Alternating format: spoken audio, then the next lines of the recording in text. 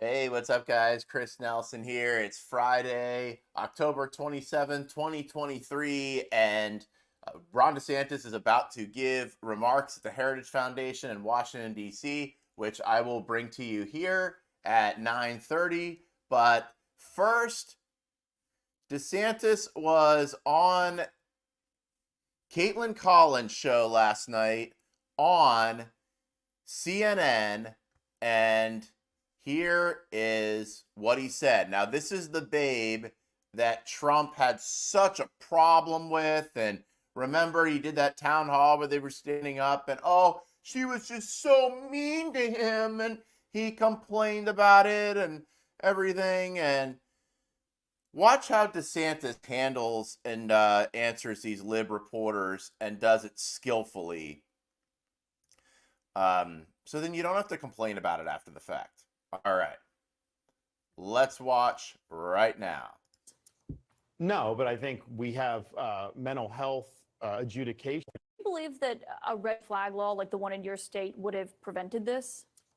No, but I think we have mental health adjudications where if you are adjudicated and you're committed, then you're somebody that would potentially be out of circulation. I mean, I think he obviously was a well-trained individual. There were these flags when he was training. He did go to the hospital. I think the question is why wasn't he committed beyond that? We'll probably figure out going forward. But clearly, this is a guy that's very dangerous because he's got the training and then he seems to have had a breakdown. Yeah, but if the red flag, why do you not think the red flag law, a red flag law like the one that's in Florida that we have seen been used multiple times? Because he already had firearms. He's a well-trained individual. I think the idea that he was just out, I think these are things that he probably had. So in this case, I'm not sure. I think an involuntary commitment, though, would have kept him off the street, and I think that would have probably done the trick.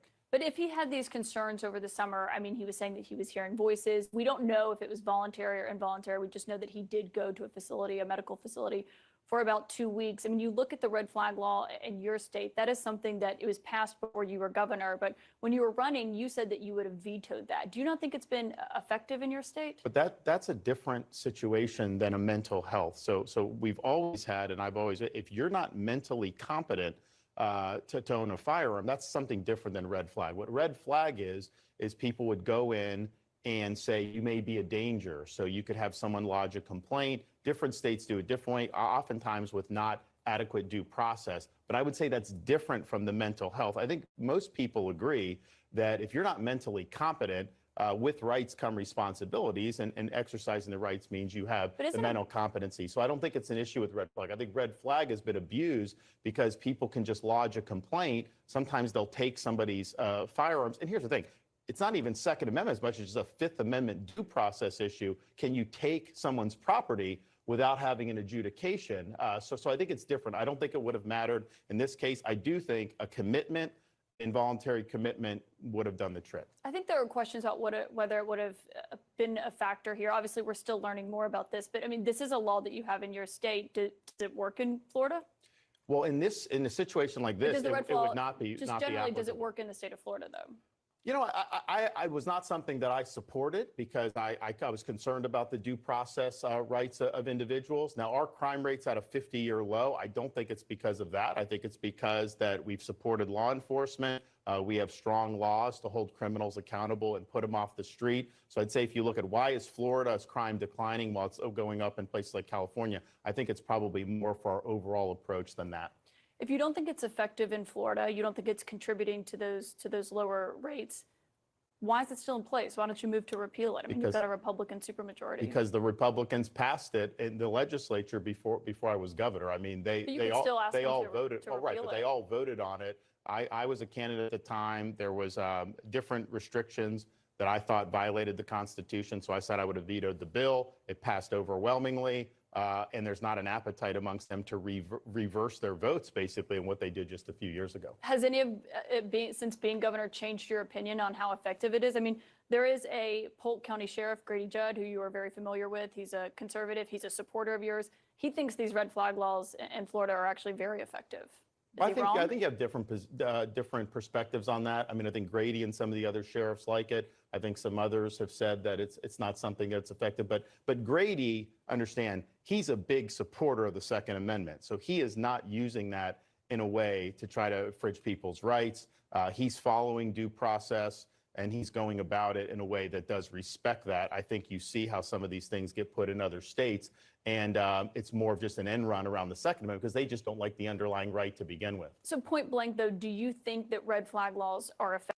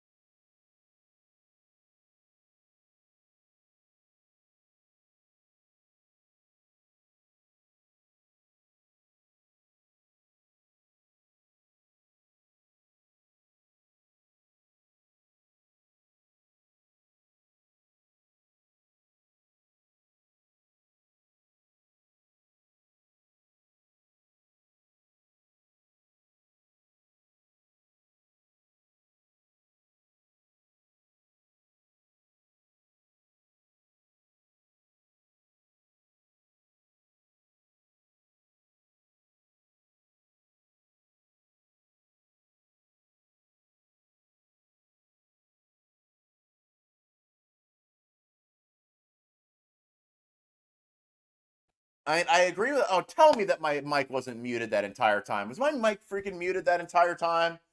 Oh my God! Oh, you got to be kidding me. Was it muted that whole entire time that I was talking? Oh crap! All right, now I have to go back again because I didn't unmute my mic. Man, I hate when that happens.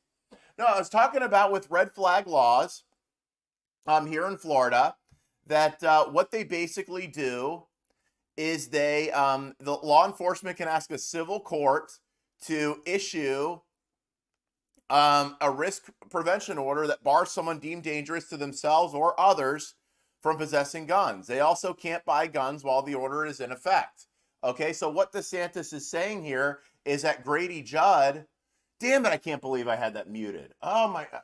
Oh, this makes me mad. So Grady is a constitutional sheriff who is not going to use this as punishment. Like if they see a Facebook post they don't like, or if somebody sees something that they like a Trump supporting Facebook post or something like that, and then one of these people tries to come after you and tries to use this against you, to punish you. DeSantis, in no uncertain terms, is against red flag laws. Okay, when you're busy, they go red flag laws, red flag laws. DeSantis had nothing to do with the passing of this. This was passed before he became governor and signed into law by Rick Scott. Okay, which allows law enforcement to go to a judge and potentially take guns from dangerous people. Okay, let's go back to what he's saying here. Effective generally?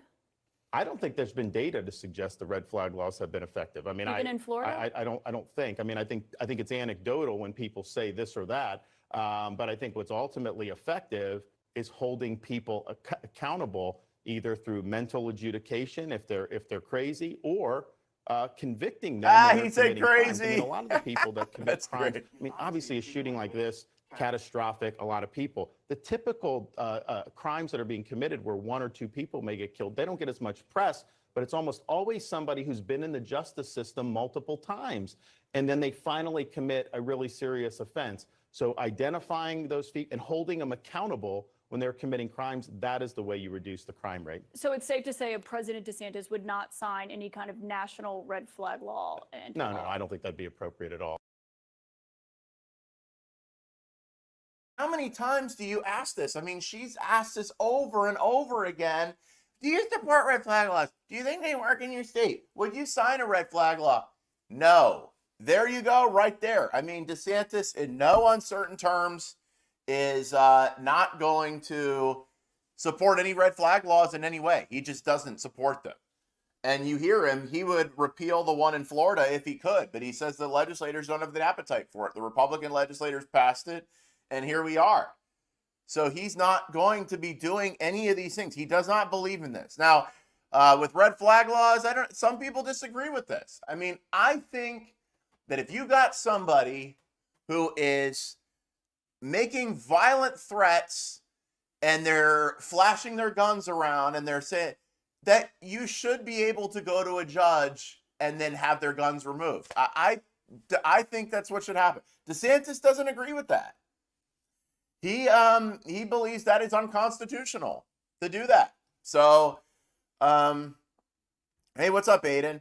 So, yeah, man, can you believe that? I can't believe I had my mic muted. Oh, when okay, anyway, just get over it. But I mute my mic so you can hear people talk, and yeah, her voice is annoying, and she asks like the same question over and over again. But don't you like how DeSantis handles these reporters? He doesn't have like episodes where he says something crazy or stupid. He doesn't let them get under his skin. He just has a very smooth, steady message here.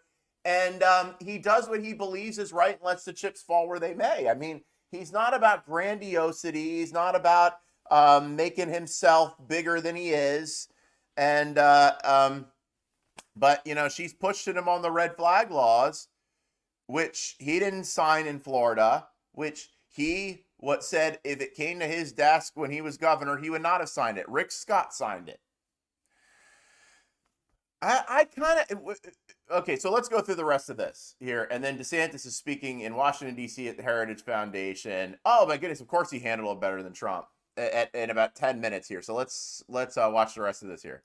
So what is, if you're president tonight and you're the one lowering those flags to have staff at the White House, what's your solution we're going to do, fix what happened? well, two things. I think the mental health issue in our country, part of it is we do need more institutionalization. There are some people who are dangerous to society. A lot of them get put back on the streets. That will require more resources, but I think that that's appropriate. And it's not, this is obviously a very serious, there's other crimes. You talk to people in jail, sheriffs, a lot of the people that end up in the justice system have mental problems. And so we've not done a good job with that. Now, on the other side, on the crime, we're going to hold people accountable. If you commit a gun crime, you're going to go away for a long time. If some of these prosecutors in these blue states are letting people out. This guy had no previous history with any kind of gun crimes. Yeah, but if you look at most of the crimes that are committed in this country, it's people that have been in the justice system before and have gotten a slap on the wrist. That's happening all over this country, and we will hold people accountable. But about this situation specifically,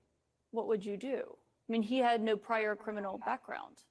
But he got referred to a mental hospital. So we're going to. If it's not a red flag law, which there is not one in Maine, what's the mechanism for taking the guns away from someone who says that he's hearing voices and is threatening to shoot something up? The mental is not about the red flag. When people are adjudicated, if there's a commitment mentally, then that is something that means, okay, you have to have responsibility to exercise rights. It's not the same thing as a red flag. But the red flag is for if there's troubling behavior, if someone's saying okay, so I think what he's saying here, and I hope he says it clearer, is that if somebody's mentally adjudicated, meaning they're go through the mental health system, that they would have had their guns taken away, and that's different from red flag. I think that's what he's saying. Because, you know, if you go and if the cops are called to a situation where a guy is waving a gun around and threatening to kill himself or people and saying he's hearing voices and stuff, once that person's neutralized, that gun is going with the police. They're not giving it back to him, okay? There might be a process for him to get it back, but I think that's what he's saying here. Okay, let's go on. because he's still. Here's the thing: DeSantis is still just comparing this to regular crimes, and I just don't think that these are regular crimes. You know, these are acts of really terrorism and these shooting sprees. I mean, and this guy is still on the loose and killed a bunch of people in a bowling alley, a bunch of defenseless people in a bowling alley, and then drove down the street and killed a bunch of people in a bar. I mean, what an asshole. He had some kind of break. And when are we going to hear, look, DeSantis, bring this in? What medications was he taking? What was he on? And what are the side effects? You could, I mean, that is what the red flag law in Florida does, and they can go to a law enforcement not source. quite that, but I think when you're talking about the mental, you got to be serious about, okay, recognizing warning signs. You have to have systems in place, and we actually do a pretty good job of this in Florida, where you see that because we've had situations in the past where you take this stuff seriously. But you have a and red you don't flag just law. that's not what it is. It's for, like, in schools, if you have somebody that's making threats. We take those very seriously. And I think what happens in these cases is you see that there were a lot of warning signs and people didn't act on them. So you have to act on them. People did act on him, and that's why he went for 2 weeks to a medical facility, because the other reservists with him reported that he was having issues and threatening to shoot up the base. Okay, and then what happened, right? Did they follow through? That's why my question is if the red more? flag law would be helpful here, and you're saying you don't think it would. You mentioned mental health resources. We hear a lot of that from Republicans after a mass shooting. But what specifically would you do if you're president with that funding? What's the program? How much money is it? What does that actually look like? I'd want to have more facilities for involuntary commitment. I think that we used to do higher levels of involuntary commitment. The pendulum swung a lot to the other direction. He's right on this, and it's unfortunate, but he's right on this. I've worked in a mental ward before. They are overcrowded. It's just too much. There does need to be more places for Baker Acts and voluntary commitment, and then a whole system with, if you are, because a lot of people are just drunk. A lot of people get drunk. They might wave a gun around. They might say something stupid or crazy or threaten somebody or other people, and then when they wake up and they sober up, they're fine. Okay, that's what the majority of these situations are. But then there's people that, look, they are just having psychotic breaks, and look, they should not be able to have a gun. There should be a way to take the gun from them. All right, but he is right about that. I'm not saying it needs to go all the way back where it was, but I do think that we need to recognize that there are some people whose behavior is a danger to community and danger to society that right now are getting put back on the street. And I'd want there to be a mechanism to do that. I think realistically, you have to have the resources in place and the facilities in place to do that. So instead of taking someone's guns away, you think putting someone in an institution is the solution to what we saw happen in Maine. Is that right? If he was institutionalized, he would not have been able to commit this offense 100%. I mean, that goes without saying. If somebody's back on the street, then they can always hurt somebody. And it doesn't mean that you just have, it's not like I mean, what, you take one firearm, like they can't get others, or they can't use other things to be able to harm people. When people are this, I mean, they can do a lot of damage, especially someone like that has military training. Yeah, I just think some people would raise questions about, you're talking about his rights if you take guns away, but if he's being institutionalized. But I want to talk about... But there's a process for that too. I'm not saying you don't have a process for that. I'm not saying you just snap your finger and do that. Well, we have a long history.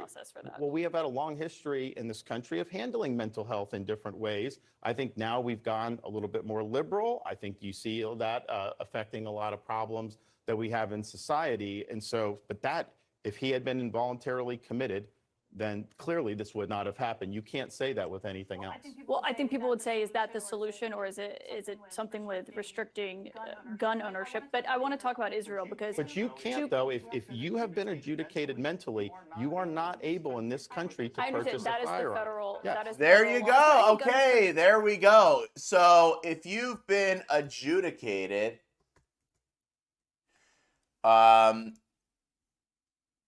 to make a formal judgment or decision, okay, if you are basically, if you're pronounced insane or something like that, if you had a, this is if you're a criminal. I think he's saying if you're a criminal, that you can't obtain a firearm. Look, and we're going to go to him at the Heritage Foundation in a minute, but I'm telling you that there is a connection with all these mass shooters and certain prescription medications. Let's look again, okay? Let's look again here at what the side effects are of antidepressants, okay? Sexual problems. Yes, they make you... I got a squirrel knocking at my door trying to get nuts, okay? Diabetes, gastrointestinal bleeding, serotonin syndrome, okay? That's suicidal feelings. With men, okay, that take these things, with women, they become suicidal, okay? Or they can. With men, they can become suicidal and homicidal, all right? We need to know what medications this guy was taking, okay? We need to know what medications he was on. And Andrew, Robert Card, 40-year-old Army reservist and firearms. Look, in the military, when you get out of the military and you have problems, they send you medications in the mail. Take this, take this. They send you all these medications. They pump you full of drugs. DeSantis, okay, he's right on this, you know, and we've got Trump that's that's basically said he believes in the red flag laws. But for these guys, when Trump says he believes in red flag laws, that's fine. It doesn't matter. But when DeSantis says he's against red flag laws, that actually means he's for them. You know, when I hear these freaking people, it's just, there's no reasoning with them. I mean, you know, on this issue, you know, you've got Trump that says, okay, let's go to what DeSantis says here, but I want to play what Trump said. Okay, when he talks about basically advocating for gun confiscation. So please don't say that DeSantis is a red flagger, okay? Because he's not. All right? Trump is the person who is the red flagger who has said this. All right? This is what Trump says.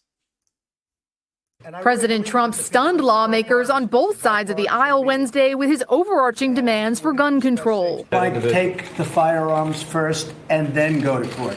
After Vice President Mike Pence suggested court procedures for removing guns from dangerous people, Trump caught him and many in the room off guard by seeming to dismiss due process. I like taking the guns early, so you could do exactly what you're saying, but take the guns first, go through due process second. President Trump also reiterated his support for raising the age limit to purchase some weapons. It doesn't make sense that I have to wait till I'm 21 to get a handgun, but I can get this weapon at 18. I don't know. So I was just curious as to what you did in your bill.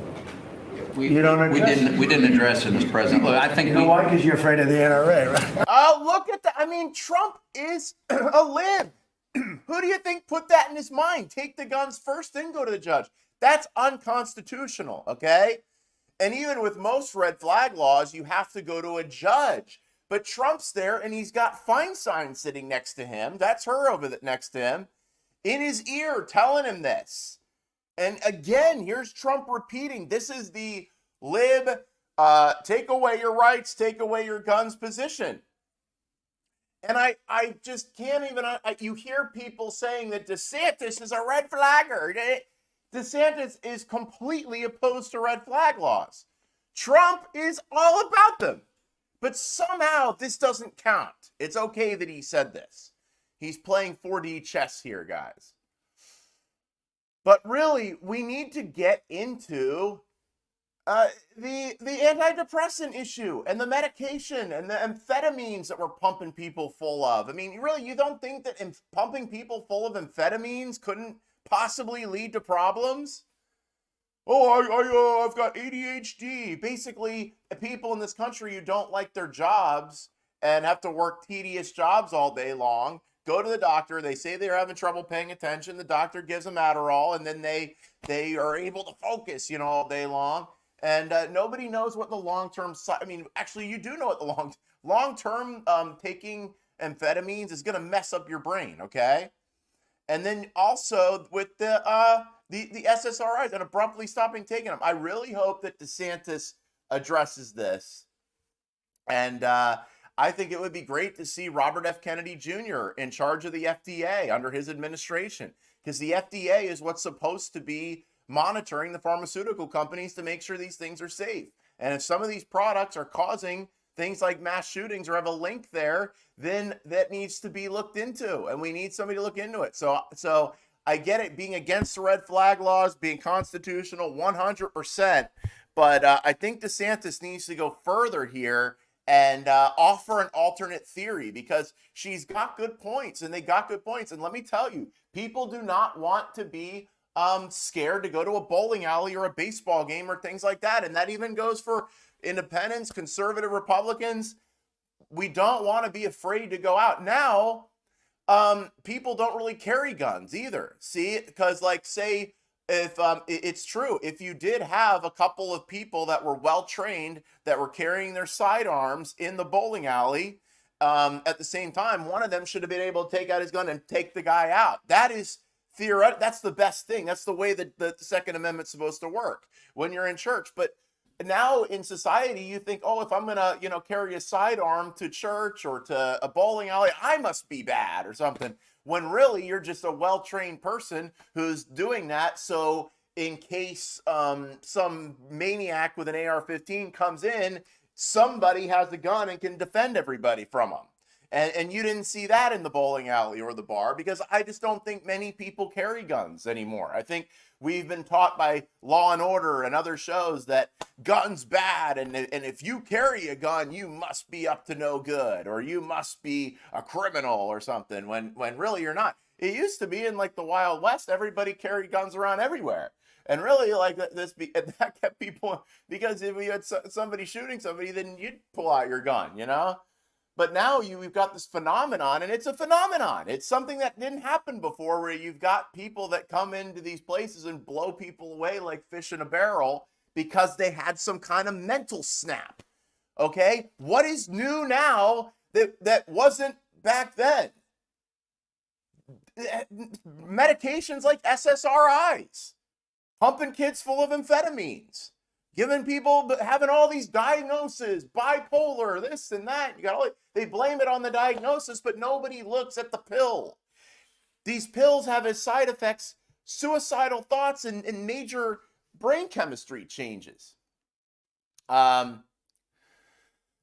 So DeSantis is in Washington, D.C., and he is speaking at the Heritage Foundation, just keeping it up strong, doing his thing, while Trump is, I don't know, golfing or in his basement or playing pickleball or something like that. That's what old people like to do. So,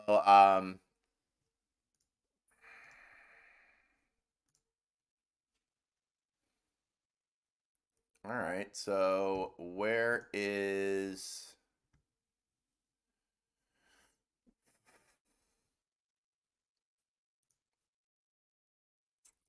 all inboxes? All right.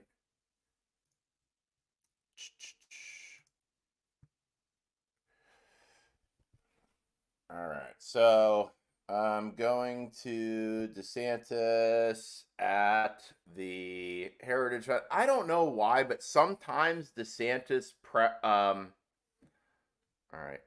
Oh, it's at heritage.org. Okay. All righty.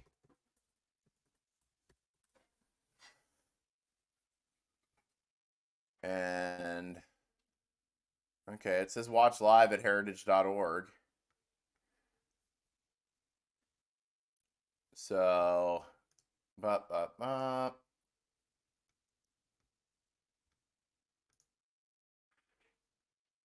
here we go. Okay. American people. There it is. Next, to avoid plunging America into any ill-defined or unnecessary conflicts and rejection of ceding American sovereignty to international organizations like the United Nations.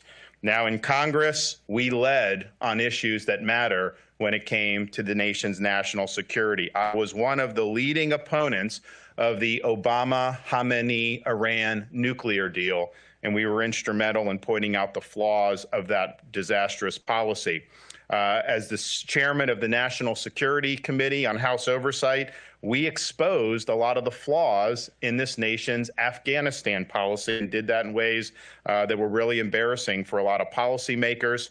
I served 6 years on House Foreign Affairs, and I was one of, if not the leading advocate for pro-Israel policies such as relocating our embassy from Tel Aviv to Jerusalem, recognizing Israeli sovereignty of the Golan Heights, combating the boycott, divestment, and sanction movement, and seeking to defund entities like Hamas and the Palestinian Authority.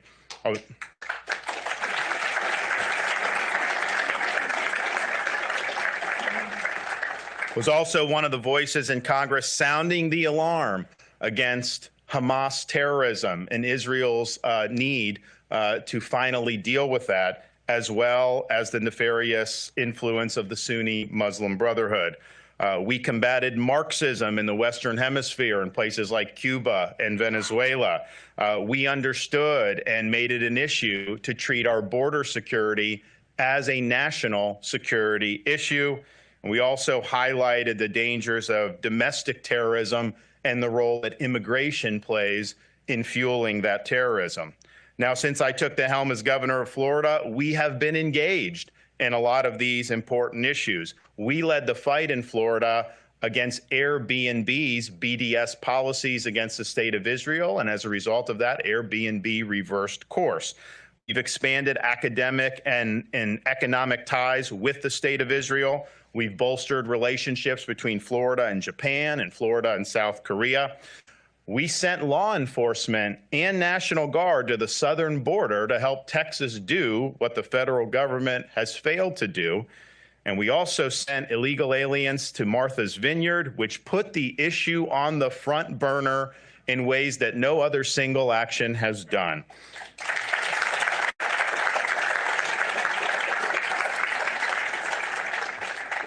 More recently, we arranged for the rescue of close to 700 Americans from Israel following the Hamas terrorist attacks. The State Department, the embassy, they weren't doing what needed to be done to get Americans back home. Eventually, they said they'll dump you in Greece and then charge you for that. And I thought to myself, you know, if you come into this country illegally, they don't charge you to fly you all over the place. They put you in hotels. They don't charge the illegal alien that. But yet Americans fleeing a war zone, somehow they're going to get a bill. It isn't right.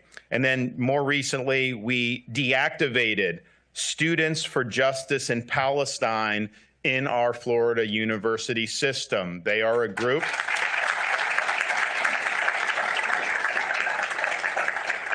They are a group which publicly says that they don't just stand in solidarity with Hamas, that they are part of what Hamas is doing. That is material support to terrorism, and that is not going to be tolerated in the state of Florida, and it should not be tolerated in these United States of America.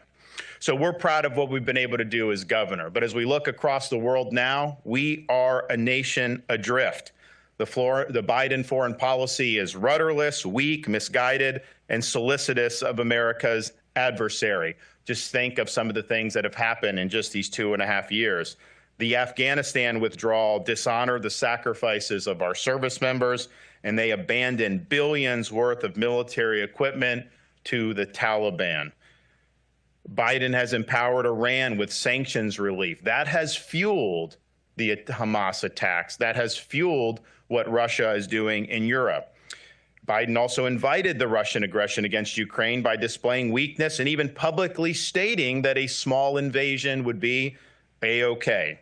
Biden's placed ideological ambitions like the Green New Deal over American energy dominance and independence.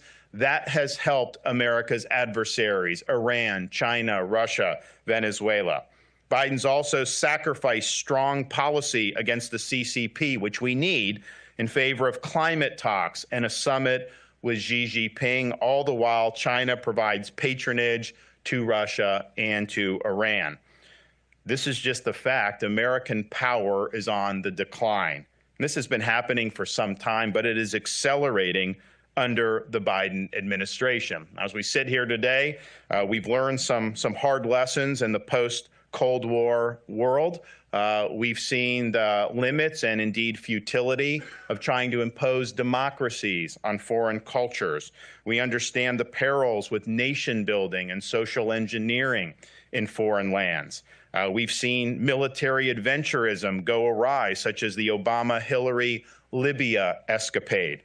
We've seen the ruling class in this country empower China for a generation. They had promised most favored nation status would lead to a more democratic China, that we would be able to have enforceable rules to protect our technology and intellectual property, that American China has been empowered as a result. And then, of course, most recently, the Chinese COVID virus that came from the Wuhan lab. American policymakers had a disastrous response to that, which has weakened this country dramatically. After the Cold War, we were the only superpower. It was a unipolar moment. Some people even said that we had witnessed the end of history, that it would be America standing alone. I think wiser heads knew that that was not something that could last indefinitely. September 11, 2001, ushered in an era in which non-state actors were viewed as the primary threat to U.S. security, and the United States launched a global war on terrorism with some successes, but also some failures. Where are we now? Well, now we're back in an age of great power rivalry. We are in an age in which we now have a peer competitor, and that competitor is the Chinese Communist Party. And it's something that we have to face, and we have to have policy that's going to be able to protect the American people from the looming China threat. We currently lack the leadership necessary to confront these current challenges. Part of the problem lies in a failure to even articulate what are we trying to accomplish regarding our nation's security. You certainly don't get a lot of clear thinking in many parts of this town. Our national security decisions must be guided by a number of clear and important factors. First and foremost, you got to put the American people first. The idea that it's even distinguishing to say you want a national security strategy that puts America first shows you how far astray we must have gone with some of this stuff. Of course, that's your obligation to put your own country first. The protection of the lives, safety, and security of our people and the sovereignty of our nation is the fundamental duty of our federal government. This means both guarding against domestic attacks and achieving enforceable, secure borders. Another factor that's important is protecting the economic and material well-being of Americans. Ultimately, our military strength is rooted in economic strength. We're not going to be strong abroad if we are not strong at home. Third, we got to protect the American way of life. This means not only the protections against the predations of foreign nations, but also foreign non-state actors, as well as threats that can come domestically. Ensuring that we have an immigration system that strengthens America's culture rather than undermines it is a key part in preserving this American way of life. Now, the use of national power cannot be based on the fluff or ill-defined objections that have marked D.C. foreign policy for decades. Power must be rooted in concrete objectives that the U.S. is seeking to achieve through political, economic, and, if necessary, military avenues. But we cannot succumb to Wilsonian abstractions. We cannot expend the people's treasure, much less spill our citizens' blood, with murky missions or misguided agendas. When we act, we will act decisively, and we will achieve the goals that we set out to achieve. There will be no better friend to allies than the United States of America. We must work constructively with these nations with whom we have shared interests. But we also have a clear-eyed, no-nonsense approach to America's enemies. Those who seek to harm the United States of America will have no worse enemy than the United States of America. National security policies, of course, must be commensurate with the ability to carry it out. As a republic, the policies we pursue must engender sustained public support from the American people.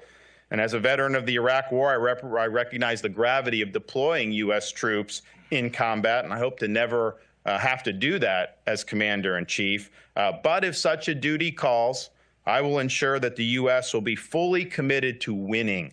Our armed forces will have what they need to be lethal and capable, preferably to deter conflict in the first place, but also to achieve a decisive, overwhelming victory if conflict arises. So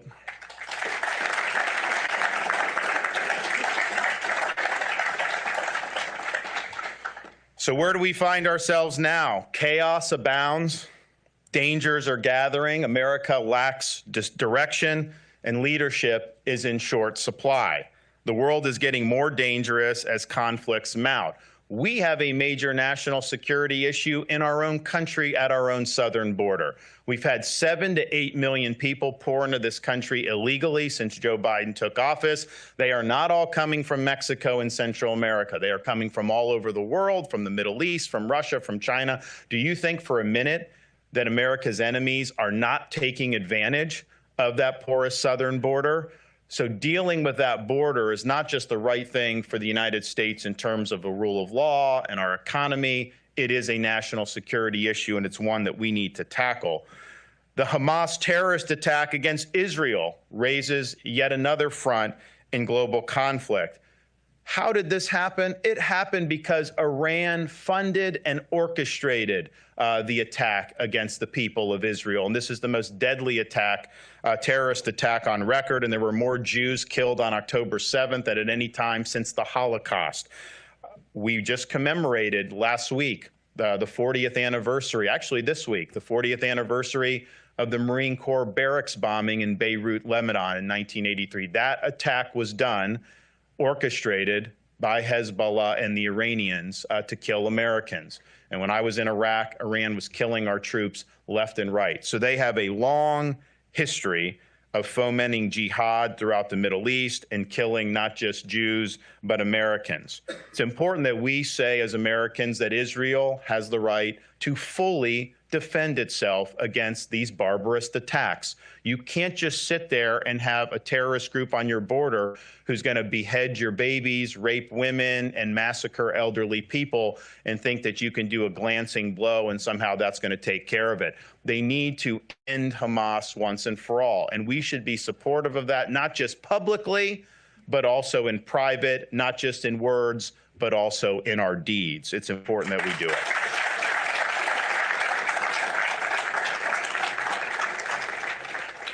The Hamas attacks against Israel has taken some of the focus off the war in Europe. Biden invited the Russian invasion of Ukraine through his weakness. And now his policy is basically seeking a blank check to continue a policy that has no identifiable endgame.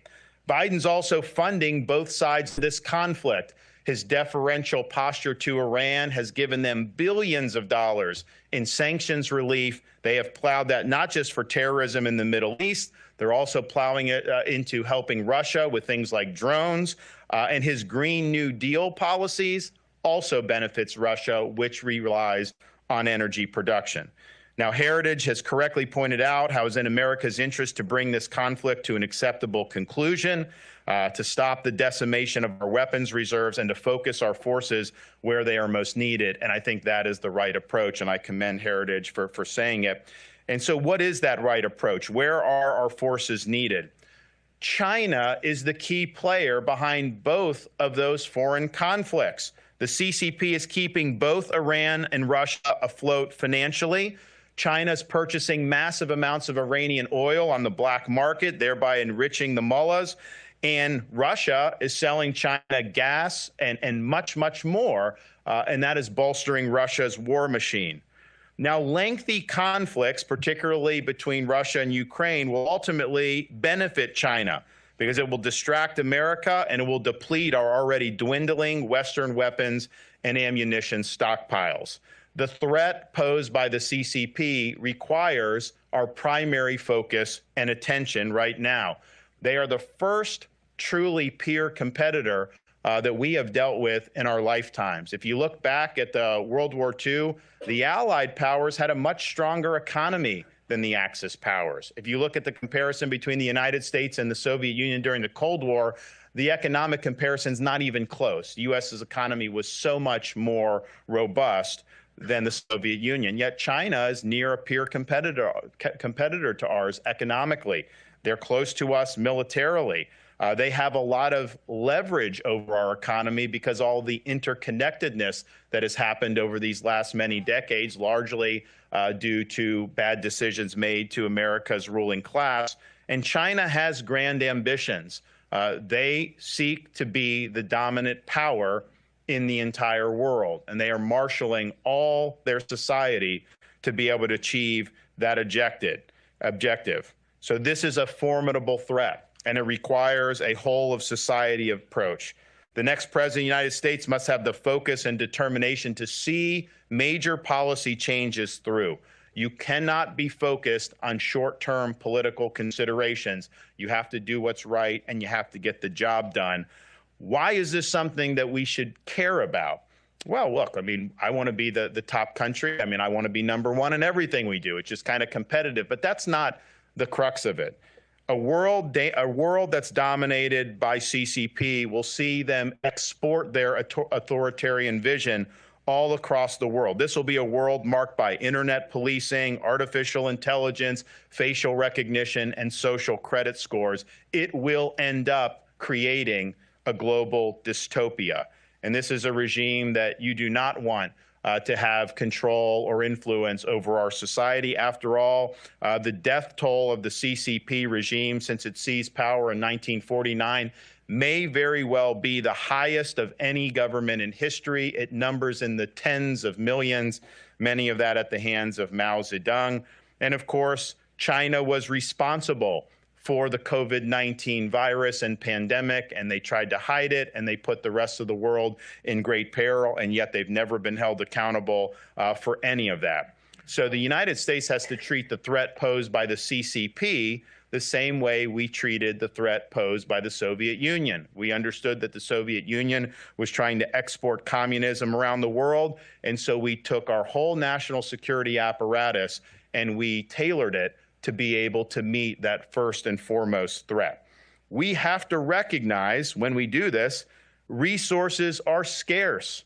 You have to set priorities when you're determining the proper national security posture for the United States. If you say that you can simply defend everything at once, you end up defending nothing.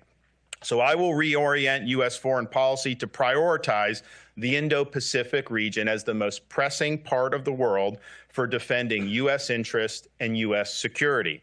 Now, some say it's inevitable that the East wind will prevail over the West wind, that the 21st century will be somehow a Chinese century, and that America will continue its descent. I'm here to tell you, decline is not inevitable. Decline is a choice. We cannot raise the white flag of surrender. We have time to get this right, but time is running out. Just as we don't want to be mired in pessimism and accept the idea of an inevitable American decline, we also can't be deluded with happy talk. Decline will not be averted by looking at our situation through rose-colored glasses, telling Americans that everything is fine and that there is no limit to what we can presently do. That type of happy talk is as off base as the notion that decline is inevitable. So our goal from a national security perspective vis-a-vis the CCP is very simple. We win and they lose.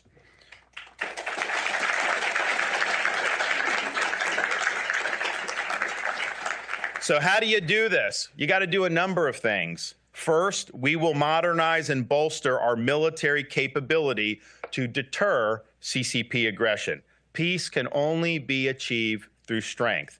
Sometimes people say you deter China by worrying about this part of the world or that part of the world. My view is a little bit more simple. If you want to deter China, deter China. What they will respect is strength, particularly strength in their region. We must have adequate hard power to deny China's ambitions vis-a-vis Taiwan, as well as the First Island chain. As Winston Churchill noted, it's important to keep open and active the saltwater highways that make our world tick. And to that end, I'm proposing a 4 oceans Navy, 355 ships by the end of the first term, 385 by the end of the second term, and a pathway for 600 ships within the next 20 years. That will be hard power that will make a difference. That will be hard power that will preserve the peace. With respect to Taiwan, we need the training and capability to deter CCP aggression, and we need to place first in line for purchasing advanced weapons and munition Taiwan. This is the hot spot, and we need to be there and help defend. We also have to reform and slash the bloated defense bureaucracy. We want agile innovation, quick integration of commercial technologies. We want to be able to rapidly address the pressing needs of this nation's national security policy. And then finally, we need a major overhaul of this country's defense industrial base. It is lagging, and it is causing huge vulnerabilities for this country. Second thing we need to do is unleash America's full economic potential and prevent the CCP from surpassing us as an economic power. First on that list, we are going to open up our domestic energy resources for production, whether that's federal land, whether that's permitting pipelines, whether that's Alaska. We need to open it all up. I want to be the dominant energy producer in the world by a country mile. We'll choose Midland over Moscow. We will choose the Marcellus over the Mullahs, and we will choose Bakken over Beijing. And that will give us a great competitive advantage as a result. We also need to expand domestic mining and mineral processing of key rare earth minerals. Biden wants to force everybody to do an electric vehicle, which then will make us more dependent on China because they're the leader in producing these minerals. But then when we have our own deposits here, he takes that out of circulation, and he won't let that be mined. We need to be doing the opposite, reversing the EV mandates, of course, but also doing the mining that we need to be able to make our country stronger. We need to enact tax, trade, and regulatory policies designed to secure critical supply chains and to effectuate a strategic decoupling of the U.S. economy from China and from the CCP. We must forcefully counter malicious CCP economic behavior, and we have to leverage our alliances in the free world versus the CCP. You know, we could perhaps fend the CCP off just 1 versus 1, but if we have the entire free world on our side, that is going to give us a huge competitive economic advantage over China. Third thing we have to do is ensure robust technological dominance in fields like robotics, quantum computing, artificial intelligence, biotech, and blockchain. I want more money, less money going to left-wing universities, more money for R&D through our defense department. I want new players in the defense space. We shouldn't just have a handful of the same companies that we rely on to meet our defense needs. We also need to reform export controls and work with our allies so that we're building supply chains and technology free from the CCP's malicious influence. Fourth thing we need to do, we have to defend the homeland against CCP influence. And that means we cannot have an open border. We know that there have been a large number of Chinese nationals that have come across the southern border over the last 2.5 years. We need to put a stop to it, and that'll be a day one national emergency issue for me. We also need to do what we did in Florida. We need to stop allowing the CCP to purchase land near take farmland near military bases. In Florida, we banned China from buying land outright in our state because I don't think it's in our interest to have them gobbling up land near critical infrastructure or our farmland. We also have to take domestic intel and law enforcement agencies and revamp them. They are not serving this country well. They've had a lot of problems. We need new leadership, and we need a lot of accountability in those agencies. We have to take steps to make sure that our electric grid is resilient and that our cybersecurity defenses are as up to date as possible. We'll also combat malign CCP influence in education like we did in Florida. We eliminated these so-called Confucius Institutes from our K through 12 or from our higher education system, and we crack down on the ability of China to pour money into our state university system. We need to do that nationwide. China's been very smart about how they get into some of these crevices in our society, and we've basically let them do it. Time for that is over. And of course, this follows from the border, but it'll be more than just securing the border. We got to take action to stop China-derived fentanyl from ravaging American communities. We're losing tens of thousands of our fellow Americans every year. The precursor chemicals are made in China and shipped to the Mexican drug cartel.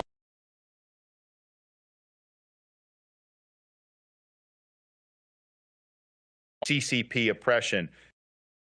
And we need to give hope to those chafing under authoritarian rule. At the end of the day, China has a lot of liabilities. They have a lot of weaknesses. They want to maintain ironclad control over their population indefinitely. And there's cracks in that, and there will increasingly be more cracks in that because they are not doing what needs to be done for individuals to ultimately flourish. So this is the decisive decade. We are in jeopardy of being the first generation of Americans to leave to our kids and grandkids in America less prosperous and less free than the one we have inherited. And that would be breaking faith with every generation of Americans leading up to the president if we allow that to happen. So we must arrest our country's decline. Now, in affairs both foreign and domestic, we're called upon to preserve what George Washington called the sacred fire of liberty. This is the fire that burned in Independence Hall when 56 men pledged their lives, their fortunes, and their sacred honor to establish a nation conceived in liberty. A fire that burned at a cemetery in Gettysburg when the nation's first Republican president pledged this nation a new birth of freedom. It's a fire that burned among the boys who stormed the beaches of Normandy to liberate a continent and to preserve freedom throughout the world. It's the fire that infused a young preacher's dream relayed at the steps of the Lincoln Memorial right down the street from here, that the Declaration of Independence said what it meant and meant what it said, that all men are created equal. It's the fire that led a resolute president to stand in Berlin in front of the Brandenburg Gate and say, Mr. Gorbachev, tear down this wall, staring down communism and ultimately winning the Cold War. So it is our responsibility to carry this torch. We do not run from this responsibility. We welcome this responsibility. And by tackling these challenges head on, we will ensure that the 21st century will in fact be an American century. Thank you all, and God bless you. Thank you. Thanks so much. Could it be any more of a no-brainer?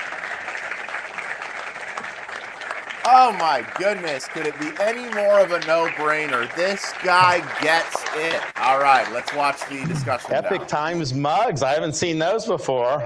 I've seen a lot of heritage swag in my day. That's good. Well, you know, Governor, you're revealing what I forgot to say at the beginning, which is that we're glad to be in partnership with the Epic Times and our friend Jan Jekielek here. Thanks for a great speech. I'm just going to ask the first question because Jan has the smart questions. You know that I will observe that your boots look awesome, Governor. I know. Gator? People love cowboy Yeah, boots, so this is, you know, it's like, look, like I say what I mean what I say. I don't hedge and stuff. But in Florida, we have some rivalries with college football. So these are authentic Florida Gator boots. Now, the good thing about these is that Florida Gator fans love it because it's the Gators. But, you know, Seminole fans also like it because, like, you know what? Someone had to kill a Gator to make those boots. So they like So that's the only way I found to be able to please both sides. You know, it's college football weekend, and you know where my loyalties lie with the Longhorns. But that important issue aside, as we sit here, and it is important to remember that we need to have fun in America, but we also know that it's a very challenging time. And I know you know that, everyone in this audience knows that. And we at Heritage appreciate your prioritization of China as the big threat. Having said that, a quick but important question that would give this crowd some insight into how you would operate kind of day by day or hour by hour as our commander-in-chief. My colleague Rob Greenway, late last night and early this morning, was briefing me via email on the American airstrikes on Iranian proxies in Syria. Those seem to be more window dressing, shall I say. What would a President Ron DeSantis do in these days and weeks to confront Iran in a way that hopefully prevents outright war, but also sends a much stronger signal than our current president has done? Sure. Well, I mean, first of all, you tighten all the financial screws on Iran. You know, our goal should be the destruction of the Iranian economy. And if you do that, they are not going to be able to fund Hezbollah, Hamas. They're not going to be able to help Russia. We will put them in a box if we do that successfully. Biden has enriched them intentionally, and it's had disastrous consequences. Now, in terms of, we have troops over there right now. I'm not sure what their concrete mission is. There's, I think, 2,800 between Iraq and Syria. Seems to me that's big enough to be a pretty inviting target. You know, I'm not sure if that's enough to really advance U.S. interests in a big way. So the question is what's the risk of them being there versus what they're accomplishing? And I don't think Biden has given us any leadership on that. But I will say this, they're there. And if I'm president, our enemies should know you harm one hair on the head of an American service member and you will have hell to pay.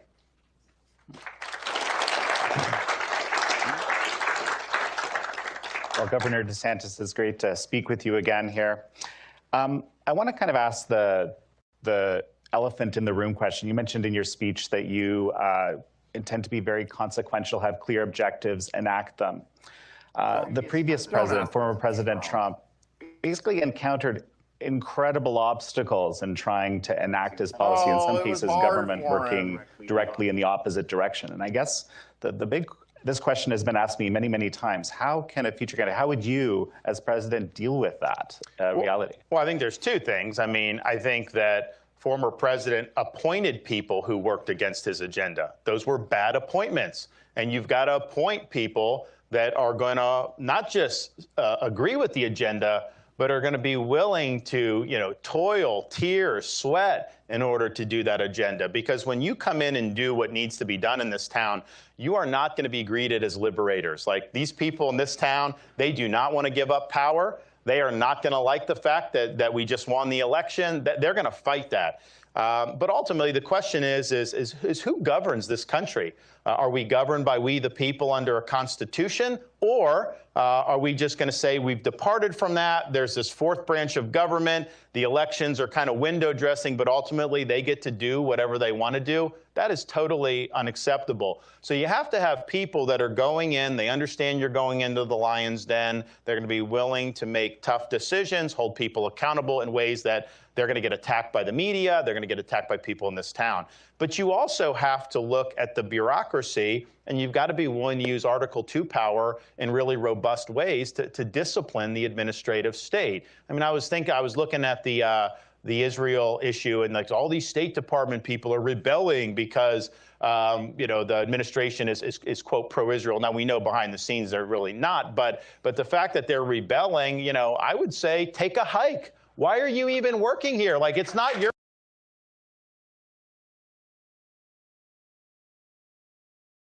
But it's a day.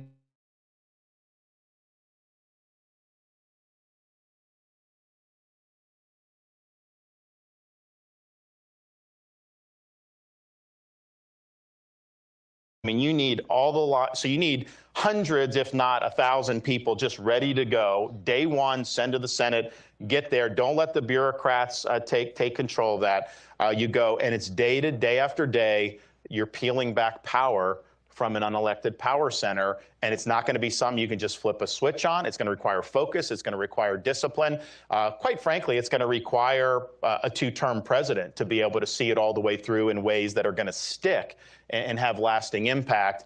And it's just something that you've got to really care about. There's going to be a lot of times where whatever needs to be done is probably not going to be in your short-term political interest. You're going to probably take a lot of incoming, but the leadership is navigating that, and leadership is understanding you have a true north. What is our true north? It's even more than just getting the policy right. Yeah, you got to do that, but it's ultimately returning this government to we the people, its rightful owners. It's reconstitutionalizing the government. The reason why we've had bad policies is because we've departed from the constitutional design, and we've let the bureaucrats run the show for far too long. That ends on January 20th, 2025.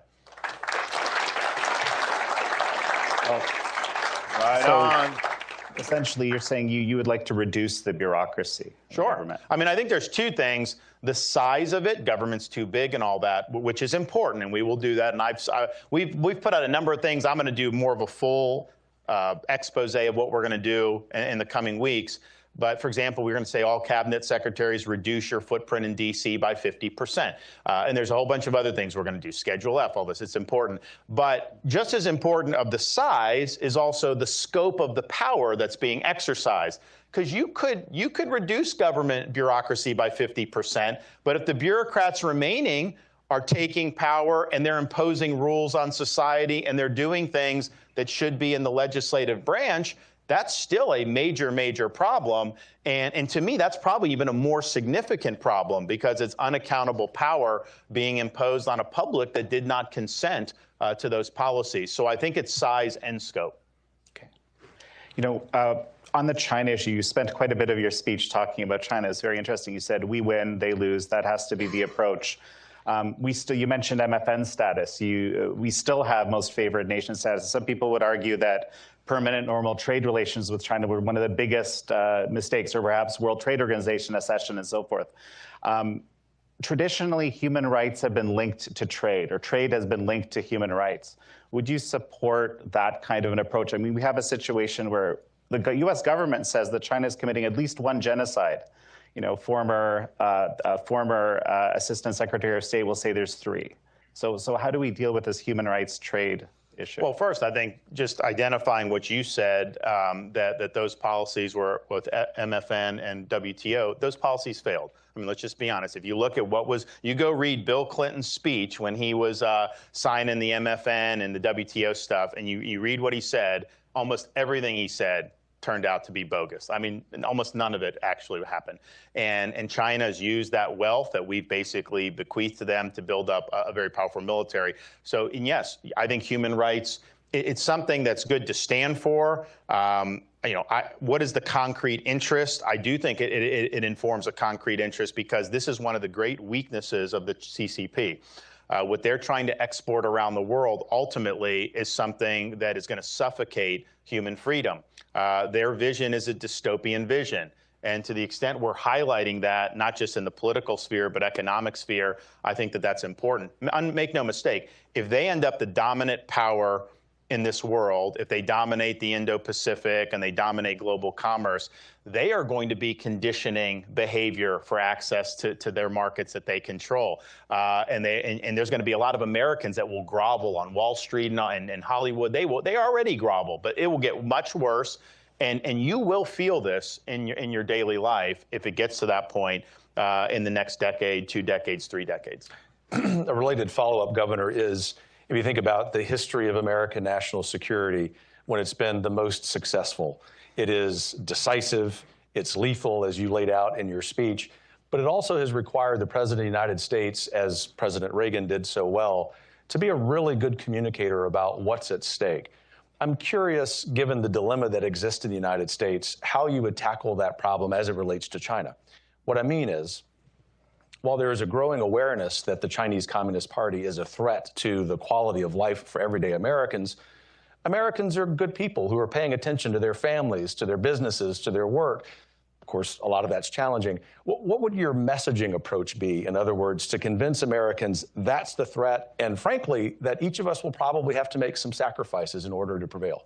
Well, I think the good news is I think the public is ahead of the ruling class on this. I really do. I go out, I can be like 20 miles from the Canadian border in New Hampshire, and I'll talk about Florida, we stood up to China, we don't let China buy land in the state, and I will get raucous applause. I will get the same applause when I sign the bill in Florida or when I'm in Western Iowa. So I think Americans do understand what has gone wrong with this policy. They understood they were sold a bill of goods. So I think that they're a very receptive audience to understand that, similar to how probably the public was after the World War II when they saw what was happening with Soviet domination in Eastern Europe and the Iron Curtain. I think they understood that. So I think it's there, and I think the issue is you've got to articulate the steps you're taking. You got to be honest about whatever consequences, the benefits, potential risks for that. But I do think people want to get on board. I think that they realize that on the current trajectory, this country is not going to be the country that it used to be. And there's a lot of things domestically that is also driving that we need to address. But certainly this competition with China is one that on the current course we are going to end up losing. And I think they instinctively know that will be a disaster for this country. So just to build on China a little more, since it was such a big part of your speech. So I think back in 2016, one of Xi Jinping's top advisors on foreign policy actually articulated the idea that America should be kept embroiled in multiple wars. One of them should actually be a terrorist entity. And so that so it can't focus its efforts in the way that you're describing on the CCP and so forth. So, okay, that's one of the questions. The second question, which I guess is very closely related because Taiwan, as you mentioned, is a very big issue for the CCP. Our current policy, or the U.S. current policy, is one of strategic ambiguity, one China policy. A lot of people are advocating that Taiwan be diplomatically recognized. What do you think about this? Well, first, on the first part of your question, I mean, I think that's undeniably true how China thinks. I mean, you hear people talk about the current conflict in Ukraine with the Russian invasion, and they'll make the thing that's like, look, China's watching that. That's the most important thing you can do to deter China. I just don't believe that's the case. I'm not saying it's irrelevant to how China would see the world, but I think China looks at that and they say, you know what, if this can go on for another 4, 5, 6 years, like some people are saying it will, and the U.S. keeps plowing money, because at this rate, you're talking $500 billion. You likely wouldn't see a decisive outcome either way. It'd likely be kind of a stalemate. Not only does it take our eye off the ball, we don't have the defense industrial base capacity right now to be able to also do what we need to do to have a strategy of denial in the Indo-Pacific vis-a-vis China with Taiwan and also even beyond that. So yes, China, I think they like the Hamas-Israel conflict. And I'm not saying, I mean, Israel needs to defend itself and they're a great ally of ours and we'll support them of that. But these things, clearly the way the world has gone the last 2 years benefits China. There's no question. Now look, in terms of Taiwan, what I've said is we have longstanding U.S. policy. Taiwan's a strong ally.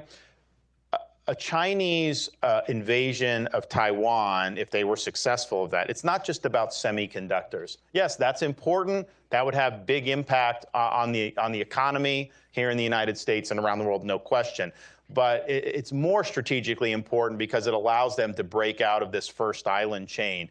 For them to be able to dominate the Indo-Pacific in terms of the economy and the sea lanes, they've got to get out of that first island chain. So that's kind of their main strategy right now. Taiwan's part of it, and there's others. That's why I think what Japan is doing by bolstering their defense is the right thing to do. I went over there in February or in April, and I met with leaders in both Japan and South Korea. The South Koreans and Japan, they never get along, and they're getting along now because they both see the threat posed by the CCP. So I think the important thing for us is if you have an adequate hard power and you're able to back up a strategy of denial in the Indo-Pacific vis-a-vis China and Taiwan and then even beyond, we will successfully deter them. I mean, they're very smart about how they do risk assessment.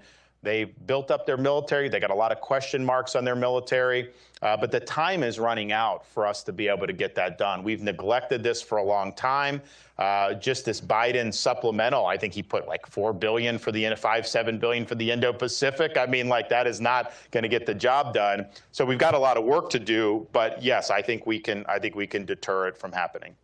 One of the regions of the world, Governor, that our national security colleagues led by my friend Dr. Victoria Coates are very worried about every day is Latin America. And we're worried about that in large part because of the increasing influence of the CCP. But there are some long-running problems there. And we argue in part because of the fecklessness of this current administration. What would you do as President of the United States to arrest that and revitalize not just pro-Americanism there, that would be nice, but far more importantly, free market principles or freedom just generally? There's more leftist governments in the Western Hemisphere today than at any time during the Cold War. If you look, it's been kind of a bad trend almost all around for the vast majority of the region. And, it's not just Marxists in Cuba and Venezuela. Canada, maybe there'll be a change there, and some of these other governments. I mean, it's been a disaster. I think some of this, there's a cycle to it. I do think we're going to get some cycles back with some of the elections that are going to happen, but it's been a rough stretch. So Biden, we had the Cuba uprising in 2021, and he did nothing. They weren't asking for to send in Americans. All they were asking for is to be able to pipe some internet in there so that the dissidents would be able to communicate. He refused to do it. I was actually willing to do it from Florida, but the Musk satellite, and Musk was willing to do it, but you need the devices on the ground, and we didn't have a way to get that in. Then I asked, you could fly a hot air balloon and do internet, go straight to your phones. I was willing to do that, but no company would do it because they knew Biden's administration would probably pull their license or something like that. So he had an opportunity to help there.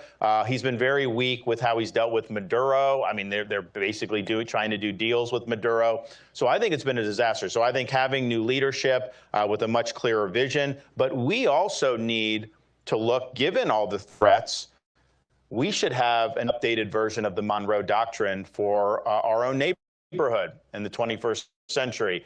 And yes, China's gotten involved. There's some bad stuff, but there's also bad stuff that's happening organically in a lot of these governments and a lot of these societies. So we need some more allies in our part of the world, and that's going to require more American leadership. Yeah, I think we have time for a lightning round question. Lightning round. I don't know if this is exactly lightning, but it's really important. Well, so you talked about U.S. failures during the pandemic, U.S. policy failure. The WHO played a prominent role in that, giving bad information and so forth, and arguably terrible response. Right now, I was just looking, Dr. Tedros is arguing for a pandemic treaty, which a lot of people, I think, are convincingly arguing would reduce the sovereignty. And it's another thing you talked about of many nations just simply by the WHO declaring a emergency, and everyone has to go along with it. If you could speak to that as we finish up. Well, all I can say is, so in Florida, we've already passed legislation nullifying any impact of that WHO treaty. It's a lockdown treaty on the state of Florida. We will not recognize it. We will not abide by it. As president, all I can say for people that are trying to do an international lockdown treaty is go ahead, make my day. I will take that treaty and I will throw that in the trash can where it belongs. Don't worry about that. Make my day. Those cowboy boots. And first of all, it's a sovereignty issue first and foremost. Why would we give up sovereignty? Of course, we're not going to do that.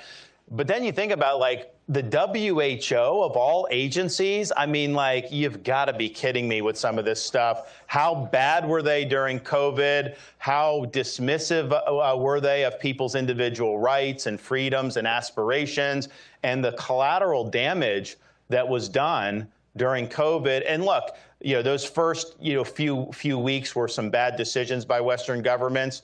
But what really I think is jarring is after 6-8 weeks, when Florida had all the kids in school, when we do that, and everyone was seeing life goes on, they still clung to this nonsense, even though the data did not support it whatsoever. So that tells me that they were more interested in controlling behavior than they were about stopping a particular virus. And so if you give these people an inch, they will take a mile. So we will absolutely nix that treaty, but we're going to do a lot more than that. I'm bringing a reckoning to the CDC, the NIH, the FDA. We're going to clean house in these agencies. They're harmed. They've been harmful. This is what we need. Because as it stands now, one of the reasons why our country's weaker is because of how we responded by COVID, the $6 trillion in extra debt that was added to really no avail, and all that stuff. So part of it is no one's been held accountable. These people will do it again if they're given the opportunity. So we need to bring in accountability, swift and severe, so that this never happens to our country ever again.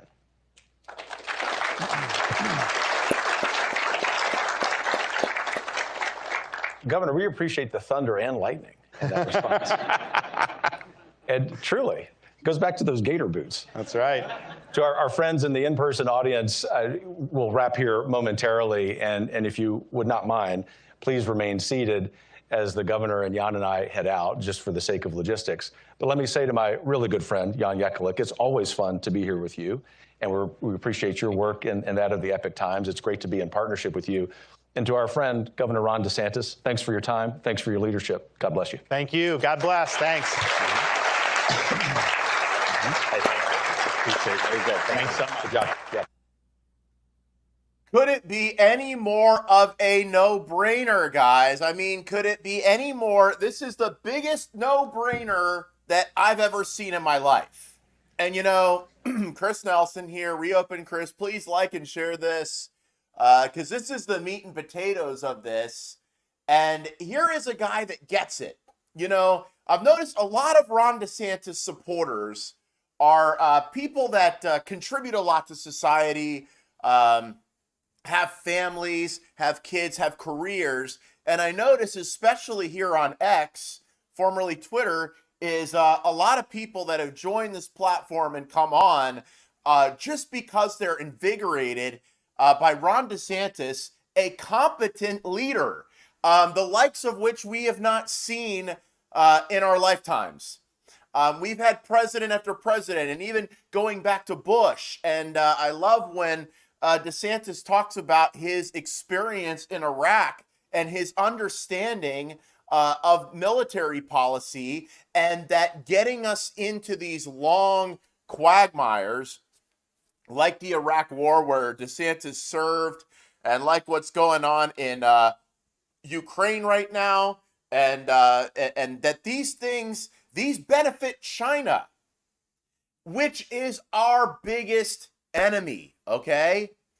We didn't say one day that we want to make China the enemy. China decided they wanted to be the enemy. And he gets this. And, you know, a lot of us, we are just going about our lives. You know, we're not podcast hosts making millions of dollars and grifting off of a political candidate in order to buy ourselves a bigger mansion and have dinners at Mar-a-Lago, or to do these, to have these foundations and this and that and stuff. We're just regular people who appreciate competency. We don't need to be in a cult of personality. We just want to see somebody at this time in our country who first has a grasp of the problem, and then also understands what he can do within the system to address these problems. Because if you don't understand the problem, then what's the point? Okay, so what DeSantis has done here, and go back and watch this. I fixed the internet with this. I know I was cutting in and out a little bit, but getting better as these live streams go on, so I can bring you this great content. But go back and just watch this. This is not a speech that Donald Trump could give, okay?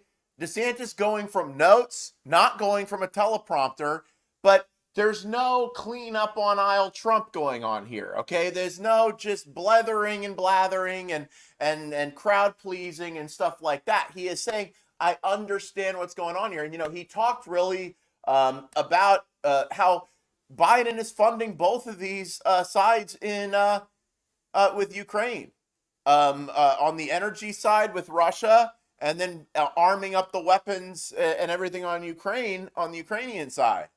And that this has created a system that really, in the end, I wish you had dropped the name BlackRock, because that's really these corporations like BlackRock, they're the ones that benefit in all of this. But depleting United States resources and this never-ending conflict going on now, that reminds DeSantis a little bit of, you know, the Iraq War that went on and on and on, and this overseas nation building, stuff like that. This is stuff Ron Paul talked about a lot, by the way, and that this is not in America's best interest for this to continue. So in the end, if you want to see the end to the situation that's happening with Russia and Ukraine, Ron DeSantis has the way to get us through and get us out of that, okay? And then prevent it from happening again, because in the end, it's really China that benefits. If Israel falls, I'm glad that he addressed this, because there's so many reasons to support Israel, going back to the Bible and the belief in the promised land, that this is the land that was promised to Abraham, Isaac, and Jacob from God. The fact that that the Jews being back on the promised land is very important to Christians, and the fact that Jesus will return. Yeah, he didn't get into that there, but also got the strategic reason that it would also give China a footing if Israel falls, as horrible as that would be. And don't think it couldn't happen, okay? But that would give China another footing to control the world's energy. And really, it comes down to this, guys. And DeSantis gets this. Trump does not. He just does not understand this. It's really a good and evil war going on here between good and evil, and it's people that want to control and dominate every aspect of our life. DeSantis brought this up through facial recognition and through controlling everything, through a central bank digital currency. This was brought up. And here in Florida, if you want to go to reopenchris.com, you can see that I've documented and written on all of the policies that were enacted and laws that were enacted in this last session. We've got a special session of the Florida legislature coming up next month. It's going to be interesting. But in regards to a central bank digital currency, the digital dollar, that has been made illegal here in Florida. And then also going to the pandemic treaty, which DeSantis today named the lockdown treaty, because that's what it is. So the UN wants to be able to control the next time there's a pandemic. Fauci's already talking about it. Now there's going to be another one coming. And in Florida, DeSantis signed a law that says that Florida will not be going along with a pandemic treaty, a lockdown treaty. It's not a pandemic treaty. Call it what it is. It's a lockdown treaty. A global governance is what they are trying to form. A global digital currency is what they are trying to form. What you see in China, we know this from reading the Bible, by the way. If you want to read the future, what's going to happen in the future, read the book of Revelation, read the book of Daniel. But a global governing system that would be similar to what you see in China right now with their with the facial recognition and the social credit scores and doing away with the dollar, doing things like this. So your lives are completely controlled. You see, DeSantis understands this. And I just don't see Trump showing any grasp of understanding this and understanding the enemy. And, you know, I want to get back to a little bit about what he said about Taiwan, because it's interesting with the United States stance on Taiwan is that Taiwan's an ally, but the United States does not recognize them as sovereign. I believe that's it. But DeSantis talked about that it's much more than just semiconductors, you know, for China to invade Taiwan. And, you know, if you want somebody who's going to project strength, then this is who you've got. You see how he projects strength in everything he does. DeSantis does not do anything without projecting strength, all the way down to those gator boots with the pimped out Gucci. You know, he got the gator boots on, okay? And he addressed that, talked about that. You know, these are gator boots. This is a Florida thing, guys. His boots project strength, and it's a Florida thing, okay? Most of Florida is cowboy country, all right? You think of South Florida, where I live down here, you think of Miami Beach when you think of Florida, but most of Florida is cowboy country, and this is what DeSantis is projecting. And what he's chosen to project. You know, he brought up Reagan going over and taking on communism. He brought up the leftist governments that are getting, there's more and more of these leftist governments. And he even brought up Canada. I liked it. He said, hey, shout out, hey, Trudeau there. Yeah, we see you. You're a commie just like your dad, Castro there. Or not his dad, but they look a lot alike. And he knew his mom. And Trudeau's mom and dad, his dad was Pierre Trudeau, who was a longtime prime minister of Canada, and his mom there, they were all friends with Castro. Okay, I'm not saying that Justin Trudeau is Castro's love child. Does look a lot like him, but the Trudeau family and Castro, they were very close, and his father was close with Castro, and he gave a long tweet tribute to how wonderful Fidel Castro was. I mean, these guys, they're all the same. They're all and the leftism and the going into the South American countries and those countries and then of course talking about the people that are coming across the border. And what are their intentions? Are Chinese nationals coming in? What are their intentions here? And DeSantis has fought this, making it illegal for the Chinese government to have land here in Florida around military bases, things like that. Banning the Confucius Institutes, and he's not playing around. DeSantis shut down a couple or pulled the funding from charter schools here in Broward that had ties to the Chinese Communist Party, teaching the kids. And if you go to their website, it looks very benign, looks very good, structured, of course, but he's got investigations going on that some of these schools have ties to the Chinese Communist Party. If you're just watching the news and you're just absorbing what's going on in true social land, you're not going to know this stuff really. But DeSantis isn't just about watching the news and, whatever the big news story is that I can, make a big statement about or whatever. He's got an understanding of what's going on. And, he brought up a good point that when you saw the people trying to rise up in Cuba there, which was a time really, hey, let's do this. They weren't asking for military, I don't think, but they were asking for things like internet and stuff, and Biden wouldn't give it to them. DeSantis tried to work with Elon Musk to give it to him, and tried what he could to help them in Cuba, but they just did that at the wrong time. There was just not the right president there to support them. I don't think Trump would have gotten things done either, but DeSantis in office would just be... it's what we need, guys. But then what we're dealing with here is an army of grifters, an army of people that have latched themselves onto Trump like barnacles. They're like parasites. And their whole identity is based in Trump, and their whole their mansions that they built for themselves and all these things are based in Trump. And these same types, they accuse people like me, people like you, you're paid for your opinion. You don't really believe what you say, Chris. Does it sound like I don't believe what I say? Does it sound like I'm just, I'm gonna get a check from some entity or something that's telling me to say this now? This is from right here. And a lot of you and us, we're making, it would have been easier to latch on to the Trump grift. It would have been easier. I could have gone around trashing DeSantis and going, it took him too long to rein in the Broward government with the COVID stuff and all this. No, but let me tell you, I'm telling you from the heart. I've watched this guy since 2020. All right, that's when I really got involved at the beginning of 2020 when this all the COVID crap started.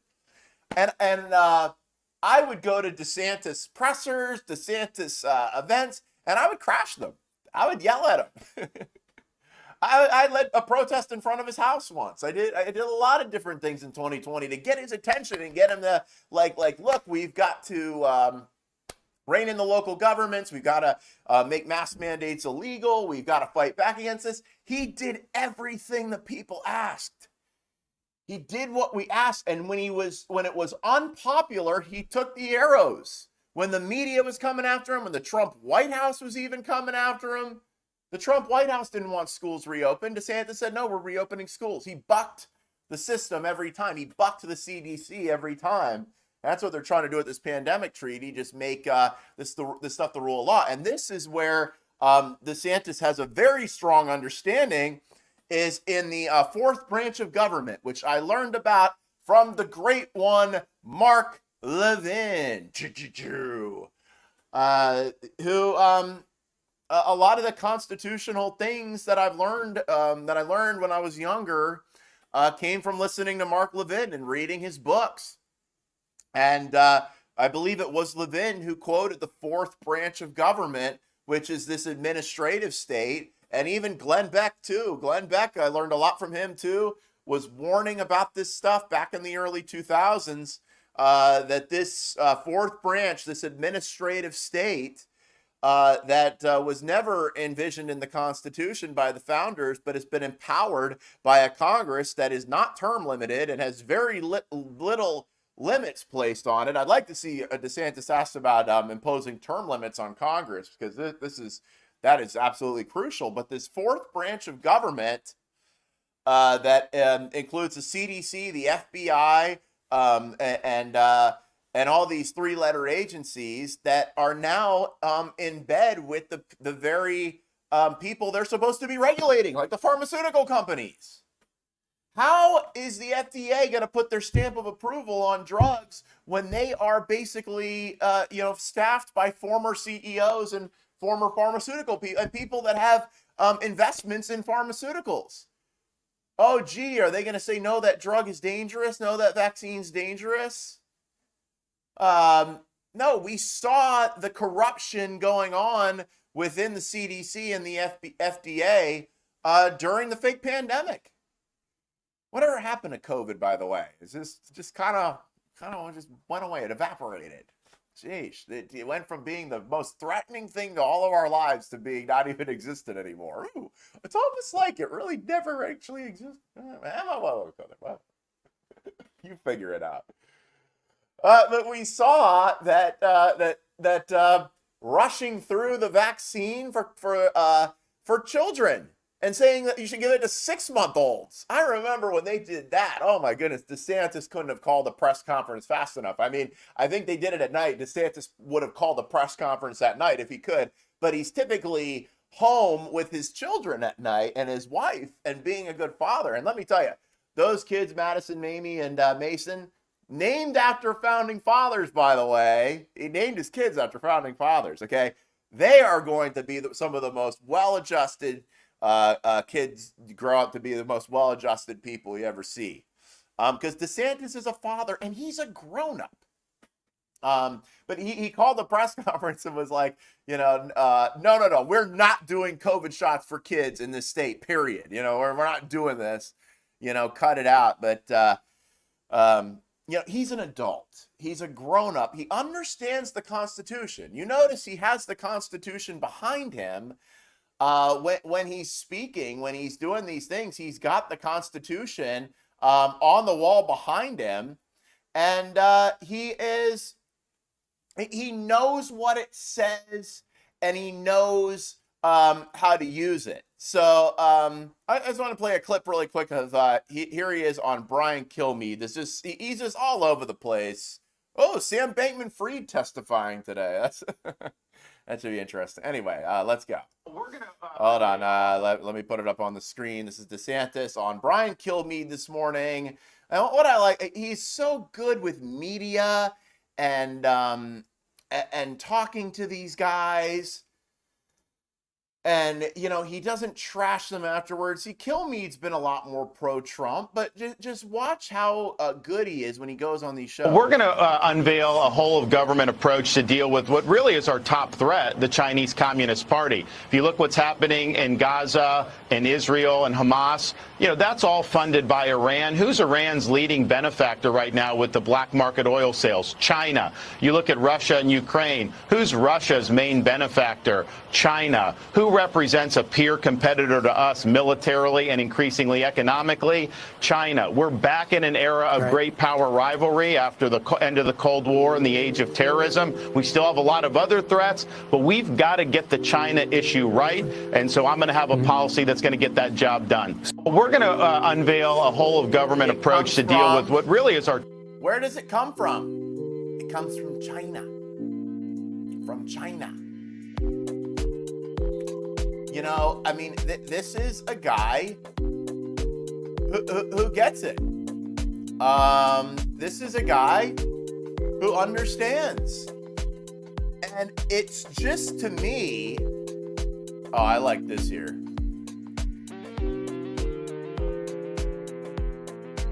You couldn't have more of a no-brainer. If somebody harms a U.S. service member, harm one hair on their head, they will have hell to pay if I'm president. We're not going to let people take pot shots at our military members. Iran should know that. Anybody should know that. We are going to defend our people. And that would be a U.S. military response? It means we will defend our people, and we will do what we need to do to say, you don't mess with American troops.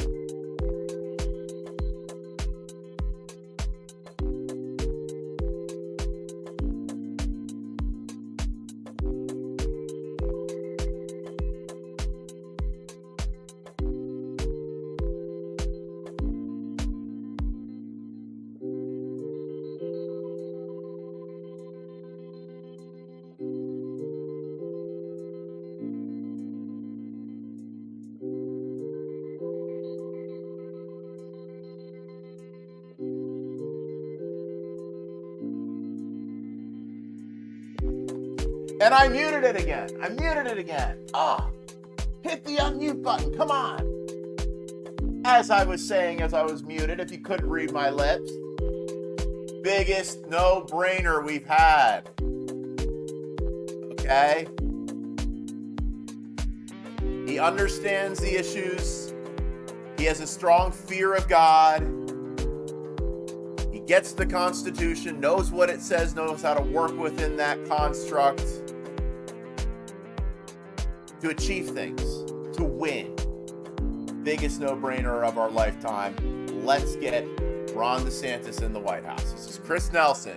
Have a great weekend, and thanks for watching.